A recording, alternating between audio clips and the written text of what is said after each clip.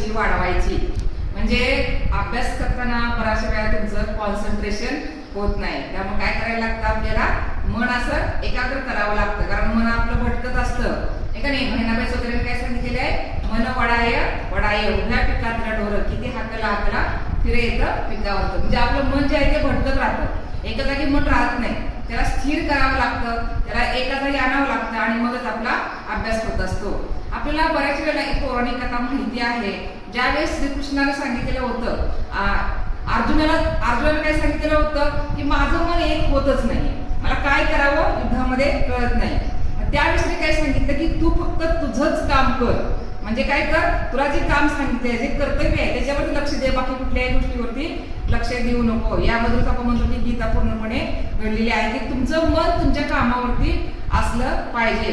ज्यावेळेस अर्जुन सुद्धा एकदा जे बाण चालवायची प्रॅक्टिस करत होता, त्यावेळेस त्यांचा जो गुरु होता द्रोणाचार्य, त्यांनी काय सांगितलं प्रत्येक शिष्याला येऊन की तुम्हाला झाडावरती काय दिसतं. प्रत्येकाने सांगितलं की फांद्या दिसतात, आम्हाला फुलं दिसतात, पानं दिसतात, पक्षी पण दिसतो.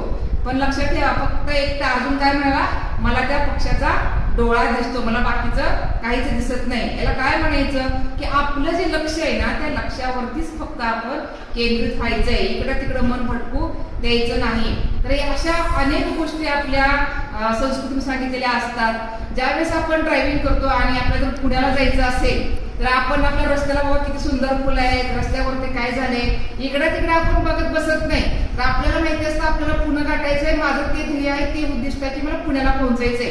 इकडे तिकडे न बघता आपण काय करतो, डायरेक्टली फक्त पुण्याच्याच रस्त्याला जातो. तर तसंच असतं, ज्यावेळेस तुम्ही अभ्यास करता त्यावेळेस आता तुम्हाला आता काय करताय, तुम्ही त्याचाच अभ्यास करताय, तर फक्त जे विषय अभ्यासताय, जे पॉईंट तुमचा आहे त्याच्यावरतीच तुम्ही फोकस करायचा आहे, बाकी कुठल्याही गोष्टीवरती फोकस करायचा नाही. नाहीतर कुठं लग्न चाललेलं आहे, कुठं काय व्हायला लागलेलं आहे, कुठं जावळ आहे, कुठं बारसं आहे, कुठं पाहुण्याकडे जायचंय, हे सगळं सोडून द्यायचं. आता फक्त काय महत्वाचं आहे, अभ्यास महत्वाचा आहे. त्यामुळे मन लावून फक्त कॉन्सन्ट्रेशन ठेवूनच तुम्ही अभ्यास करायचा आहे.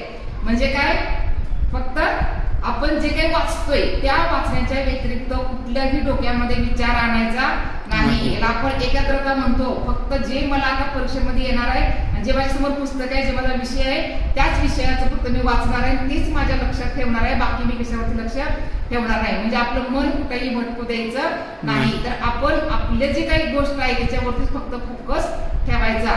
समजलं?